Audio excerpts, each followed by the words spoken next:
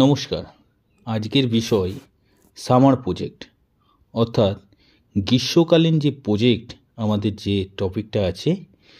তোমরা এই summer vacation অর্থাৎ গ্রীষ্মকালীন যে ছুটিটা উপভোগ করছো, এই দিনে ওই ছুটির দিনে প্রজেক্টের একটা কাজ করতে হবে। এই প্রজেক্ট করার জন্যে সবার প্রথমেই আমি বলি, তোমাদের মনটাকে শান্ত করে ধীর স্থিরভাবে বাবা মার সাহায্য নিয়ে অথবা বাড়ির কোনো গার্জেনের সাহায্য নিয়ে তোমরা এই প্রজেক্টটা কমপ্লিট করবে, ঠিক আছে? তো এই গ্রীষ্মকালীন প্রজেক্টটা কমপ্লিট করার জন্যে উপকরণ লাগবে, অর্থাৎ জিনিসপত্র লাগবে।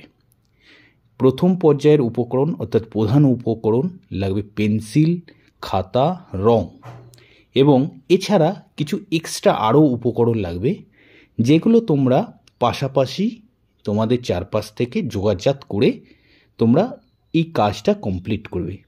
গাছের পাতা, যেমন কি বলছি, গাছের পাতা, গাছের ডাল, রঙিন কাগজ, ছেঁড়া কাপড়, রঙিন কাগজের মধ্যে খবরের কাগজের রঙিন অংশটা অথবা বিভিন্ন কালারফুল যে কাগজ থাকে সেগুলোকে তোমরা ব্যবহার করতে পারো। এছাড়া তুলো, ক্লে বা মাটি, আঠা, সেলো টেপ এগুলোকে ব্যবহার করতে পারো, ঠিক আছে? তবে বেশি কেনাকাটির দিকে যাবে না। এই ধরনের যেগুলো আমাদের চারপাশে সামান্য একটু খোঁজ খবর রাখলেই জোগাড় করতে পারি, সেই সব জিনিসপত্রগুলোর সাহায্যে আমরা এই গ্রীষ্মকালীন যে প্রজেক্টের কাজটা আছে খাতার উপর প্রত্যেকটা কাজ কমপ্লিট করব, ঠিক আছে? এগুলো হলো জিনিসপত্র। এবার আমি বলি সামার প্রজেক্টের জন্যে কিভাবে কি কাজকর্মগুলো করব। তোমাদের জন্য একটা লেখা আমি পরপর সাজিয়ে দিয়েছি, এবং সেই সাজিয়ে দেয়া লেখাটা উপর ভিত্তি করে তোমরা কাজগুলোকে একটার পর একটা পাতায় করবে। কোনো কোনো কাজ 2 বা 3টে পাতায় করতে পারো, আবার কোনো কোনো কাজ একটা পাতাতেও করতে পারো। তোমরা মোটামুটি একটা পাতলা খাতা কিনবে, অর্থাৎ সরু খাতা কিনবে। সেই খাতাতে একটার পর একটা করে কাজগুলোকে কমপ্লিট করবে। এই কাজটা 2টো পর্যায়ে ভাগ আছে।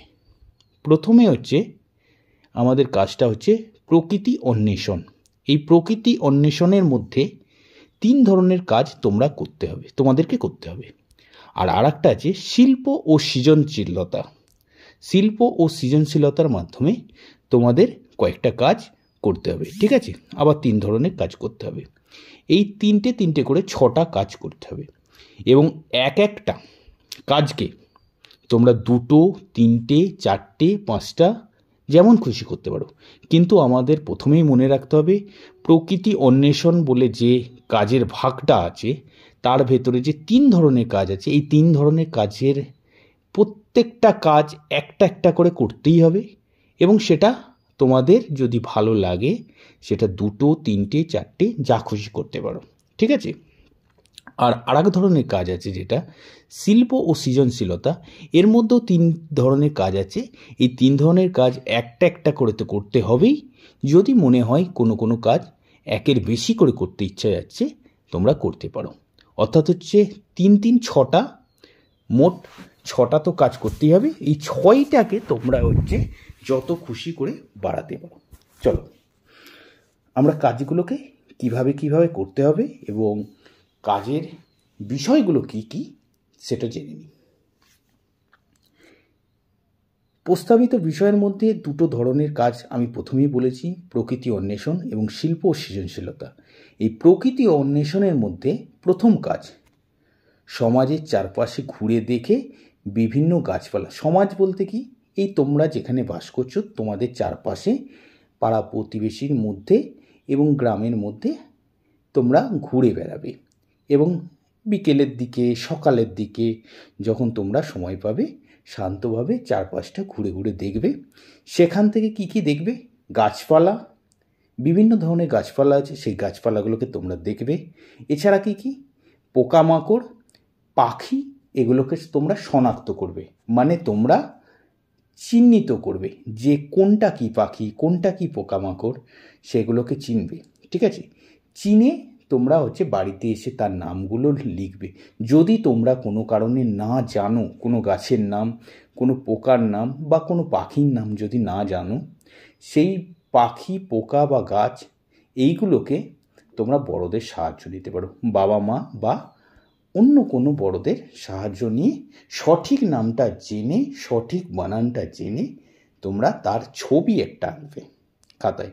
প্রথমে একটা ছবি আঁকবে, একটা বা দুটো করে ছবি আঁকবে। ছবিটাকে ভালো করে এঁকে, পরিষ্কার পরিচ্ছন্ন করে এঁকে, তাকে যেমন দেখেছো তোমরা প্রকৃতি থেকে, গাছ বা কীটপতঙ্গ অথবা পাখি, তার সুন্দর করে ছবিটা এঁকে সেটাকে রং করবে।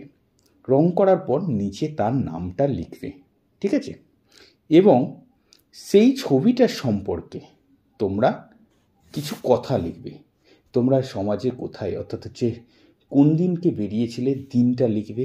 সেই দিনে গিয়ে কোন সময় তোমরা পাখিটা বা গাছটা বা পোকামাকড়গুলো দেখেছিলে, সেগুলো কি কি দেখেছিলে, কার সাহায্য নিয়ে দেখেছিলে, এবং তারা পরিবেশে কি কি আমাদের কাজকর্ম করে এবং তাদের থেকে আমরা কি কি পাই, এবং তারা আমাদের পরিবেশকে কিভাবে সুস্থ স্বাভাবিক থাকতে সাহায্য করে, এটা তোমরা লিখবে। তাহলে আমরা প্রথমেই কি পেলাম? সমাজের চারপাশে ঘুরে দেখে বিভিন্ন গাছপালা, পোকামাকড় এবং পাখি শনাক্ত করব এবং তার ছবি আঁকবো এবং সেই ছবি সম্পর্কে আমরা লিখব, ঠিক আছে? এবার দ্বিতীয় কাজটায় যাচ্ছি।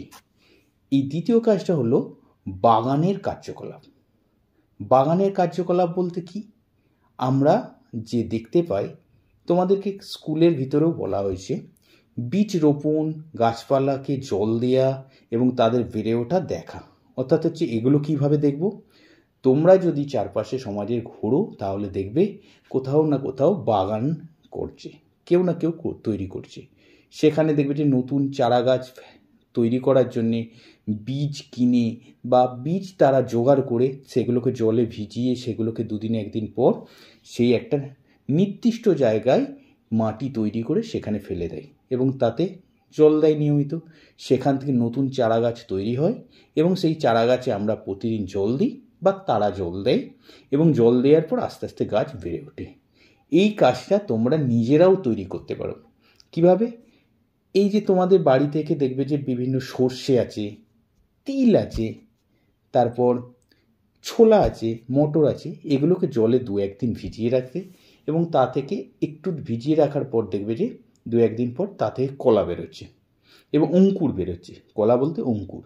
সেই অঙ্কুরিত ছোলা বা বিভিন্ন সর্ষে ফর্ষে সেগুলোকে মাটির উপর আস্তে করে ছড়িয়ে দেবে। একটা পরিষ্কার মাটিতে একটু খুঁড়ে সেটাকে মাটিটা তৈরি করে তাতে ছড়িয়ে দেবে। একটা টবের সাহায্য নিতে পারো, টবেতে কিছু মাটি নিয়ে তাতে করতে পারো এবং তাতে নিয়মিত জল দেবে। আস্তে আস্তে দেখবে যে সেখান থেকে অঙ্কুর বের হচ্ছে সেই বীজ থেকে এবং তা থেকে নতুন চারা গাছ তৈরি হচ্ছে। এবং চারা গাছ তৈরি হলেই আমরা কি করব? তাতে নিয়মিত, অর্থাৎ প্রতিদিন ঠিক পরিমাণ মতন, অনেক জল দেবে না আবার অনেক কমও দেবে না। এই গরমকালে নির্দিষ্ট পরিমাণে হালকা হালকা করে জল দেবে এবং জল দেওয়ার পর তারপরে কি দেখতে পাবে? গাছগুলো আস্তে আস্তে বেড়ে উঠছে। এবং সেই যে কাজটা তোমরা দেখলে এবং করলে এই কটা দিনে, ছুটির দিনে, সেই কাজটা যে করছো তার জন্য যে টবটা ব্যবহার করছো, অর্থাৎ ছোট্ট ছোট্ট টব বলতে কী রাখো? এই ছোট জলের গ্লাস অথবা এই দেখবে যে ছোট কাগজের কাপ হয়, তাতে ওই মাটি দিয়ে খুব অল্প পরিমাণ, বিশাল বড় টবের দরকার নেই, তোমরা এগুলোকে তৈরি করবে এবং সেটা যেভাবে তোমরা কাজগুলো করলে, বড়দের সাহায্য নেবে, না জানলে একটু বড়দের অর্থাৎ মা বাবার থেকে জেনে নেবে কিভাবে কী করতে হয়। সর্ষের বীজ যদি তোমরা জলে একটু ভিজিয়ে রেখে ওটা করো, খুব তাড়াতাড়ি এর ফলাফল দেখতে পাবে। এবং সেই কাজটাই তোমরা ছবি আঁকবে, কিভাবে কি করেছো তীর চিহ্ন দিয়ে দিয়ে ছবিগুলো আঁকবে। ছবিগুলো আঁকার পর সেই সম্বন্ধে কোন দিনে শুরু করেছো, কখন শুরু করেছো, কে তোমাদের সাহায্য করেছে, কিভাবে কিভাবে তোমরা দেখতে পাচ্ছ তার ফলাফলটা, কখন বীজ দিয়েছো, তা থেকে কি বেরিয়েছে, তারপরে কি হয়েছে, এগুলোকে আস্তে আস্তে বাক্যের আকারে ছোট ছোট বাক্য গোটা 4-5 লাইন লিখে কি 10 লাইন লিখে তোমরা কাজটা কমপ্লিট করবে। তাহলে আমরা বাগানে কার্যকলাপ দেখলাম। এরপরে 3 নম্বর ফুল। বা শাকসবজি মুদ্রণ। মুদ্রণ কথাটার অর্থ হচ্ছে ছাপ দেওয়া। ফুল বা শাকসবজি বাজারে যেগুলো পাওয়া যায় বা এমনি চারপাশে যেগুলো আমরা পাচ্ছি, কিনতে হবে না, জোগাড় করবে, সবসময় কিনবে না, জোগাড় করে ওই জোগাড় করা জিনিসগুলোকে একটা রং, অর্থাৎ হচ্ছে একটু জল রং একটু পাতলা করে হচ্ছে গুলবে, মানে তাতে জলের পরিমাণটা খুবই কম দেবে, একটু হচ্ছে গাঢ় করে ঘুরে, পাতলা নয় গাঢ় করে গুলে সেটার উপর ওই পাতাটা বা হচ্ছে ফুলটার উপরে লাগিয়ে সেটা তোমরা ওই কাগজের উপর যেখানটা হচ্ছে খাতা করছো, যে পাতাটাই করছো সেই পাতাতে সুন্দর করে আস্তে আস্তে সাজিয়ে সাজিয়ে ছবিগুলো অর্থাৎ ছাপগুলো মারবে। তা থেকে যেটা পাচ্ছ সেই ছবিগুলোকে একটা ভালো করে সুন্দর ডিজাইন দেবে এবং ডিজাইন দেওয়ার পর সেই সম্পর্কে আবার লিখবে এবং কোন গাছের বা কোন পাতার বা কোন ফুলের কি ছাপ দিচ্ছ সেইটার নিচে লিখবে। যেমন ধরছি ঢ্যাঁড়স একটা সবজি, সেটাকে কেটে ছোট ছোট করে রং নিয়ে ওরকমভাবে ছাপ দেবে। এবং হচ্ছে ছাপ দেওয়ার সময় একটা কথা সবসময় মাথায় রাখবে, যে রংটা নিয়ে তাতে ছাপটা দিচ্ছ কাগজে, সেটা যেন কখনোই রংটার পরিমাণ বেশি না হয়ে যায়, তাহলে কাগজটা ভিজে যাবে এবং নিচের জিনিসটা দেখতে খারাপ লাগবে। তাই প্রথমে অল্প অল্প করে রং নেবে এবং সেটা দরকার পড়লে অন্য একটা পাতাতে ছাপটা দিয়ে দেখবে যে ছাপটা ভালো উঠছে কিনা, তারপর সেই অনুযায়ী তোমরা কাগজে ছাপ দেবে। ফুলের ক্ষেত্রেও একইভাবে বিভিন্ন ছোট ছোট টগর এই ধরনের ফুলগুলো যে পাওয়া যাচ্ছে সেগুলোকে নিয়ে ছাপ দেবে, এইভাবে করবে। তাহলে আমাদের 3 ধরনের কাজ হয়ে গেল। প্রকৃতির কাছে গিয়ে যেগুলো হচ্ছে আমাদের চারপাশ থেকে খুঁজে পাবো সেগুলোর মাধ্যমে কাজ। আর কি বলেছিলাম, আর এক ধরনের কাজ বলেছিলাম শিল্প ও সৃজনশীলতা। শিল্প ও সৃজনশীলতার মধ্যে দেখো অঙ্কন বা চিত্রাঙ্কন, আঙুলের ছাপ, বিভিন্ন বিষয়ের সেশন যেমন প্রাণী, প্রকৃতি বা প্রিয় গল্প, এগুলোকে তোমরা আঁকবে এবং সেই আঁকার সম্পর্কে লিখবে। অর্থাৎ কি, তোমরা আঙুলের ছাপ দিয়ে ময়ূর আঁকলে বা বিভিন্ন প্রাণীর ছবি আঁকলে, এইগুলো করা যায়। দরকার পড়লে আমি কিছু ছবি তোমাদেরকে আস্তে আস্তে পরপর একটা একটা দিন করে আমি তোমাদেরকে পোস্ট করব, সেগুলোকে দেখে তোমরা ধারণা নিতে পারে। সেগুলোই করতে হবে এরকম ব্যাপার নেই, তাছাড়াও তোমরা যদি নতুনত্ব কিছু পাও অবশ্যই সেগুলো করবে। বিভিন্ন প্রাণী, প্রকৃতি বা প্রিয় গল্পের ছবি আঁকবে এবং সেইটা সম্পর্কে লিখবে, কিভাবে ছাপ তুলছো, কিভাবে করছো, কিসের ছবি আঁকলে বা কি গল্প আঁকলে সেগুলোকে লিখবে। ঠিক আছে, এক ধরনের কাজ হলো। আর এক ধরনের কাজ কি, কাগজ, পিচবোর্ড বা কাদামাটির মতো উপকরণ ব্যবহার করে কারুশিল্পের কার্যকলাপ, ভাস্কর্য বা মডেল তৈরি করতে, বিভিন্ন মডেল বা ভাস্কর্য রূপ দিতে হবে। এবং এই যে ছোট ছোট ভাস্কর্য বা মডেল যেটা তৈরি করবে ও তার ছবিটা খাতায় আঁকবে এবং সে এই যে তৈরি করবে, এগুলোকে তো আর আঠা দিয়ে লাগাতে পারবে না ওই খাতাতে, এগুলো তোমরা তৈরি করে পাশে রেখে দেবে। মাটির বা হচ্ছে বিভিন্ন ক্লে তৈরি হয় এখন পাওয়া যায়, সেগুলো দিয়ে তোমরা তৈরি করে রাখবে। পিচবোর্ড ব্যবহার করতে পারো, বিভিন্ন কাগজ কেটে ব্যবহার করতে পারো, মাটিকে ভালো করে মেখে সেই কাদা মাটি দিয়ে তৈরি করতে পারো গরু, ঢ্যাঁড়স, আম, জাম, কাঁঠাল, হাতি, যেরকম তৈরি করা যায় সেগুলোকে করবে, সেগুলোকে একটা রেখে দিলে তৈরি করে।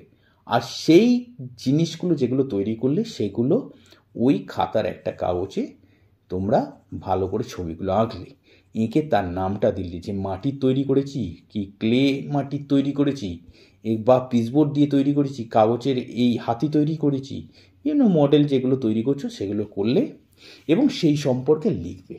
কিভাবে তৈরি করলে, কোথা থেকে জিনিসপত্রগুলো জোগাড় করলে এবং কি ভাবে তৈরি করার জন্য কার কার সাহায্য নিয়েছো এবং কাজটা করতে গিয়ে কী তোমাদের সমস্যা হয়েছে এবং সমস্যাটাকে কীভাবে সমাধান করে তোমরা কাজটা কমপ্লিট করেছো, এইভাবে এই কাজটা কমপ্লিট করবে। তাহলে দুটো কাজ হলো।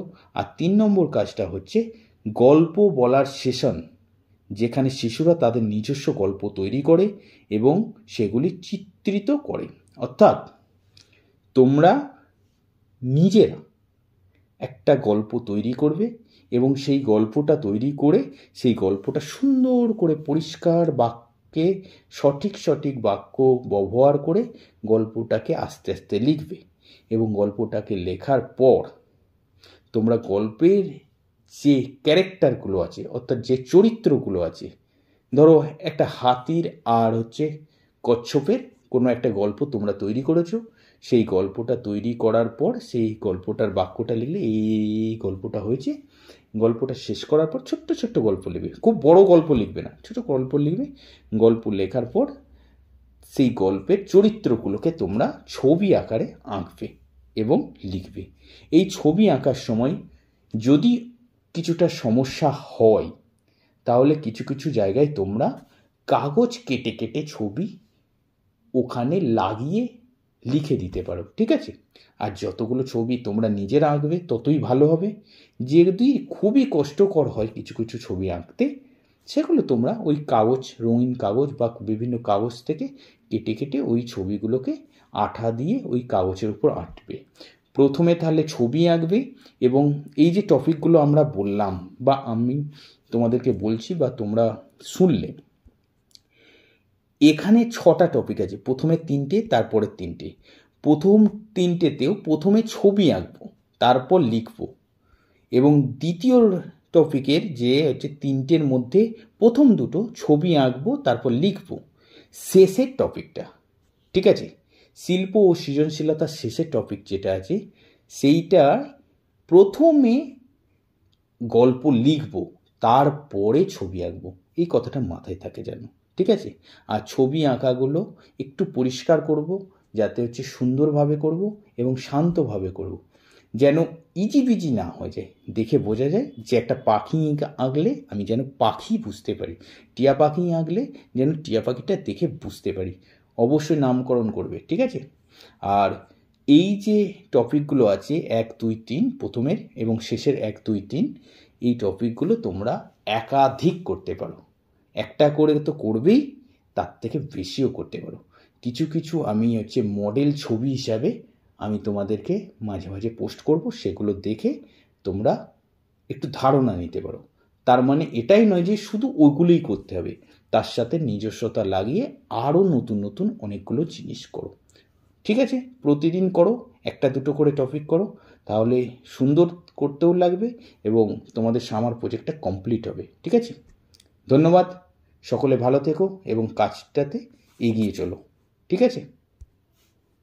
কিছু বুঝতে অসুবিধা হলে অবশ্যই আমাকে ফোন করো বা গ্রুপে মেসেজ করো যে এই জায়গাটা আমার সমস্যা হচ্ছে। আমি সমস্ত বিষয়টা একবার পোস্ট করছি, তোমরা ভালো করে দেখে নাও, পড়ে নাও এবং ভয়েস রেকর্ডিংটা তোমরা ভালো করে শুনে নাও, তাহলে তোমাদের বুঝতে সুবিধা হবে। ওকে, ধন্যবাদ।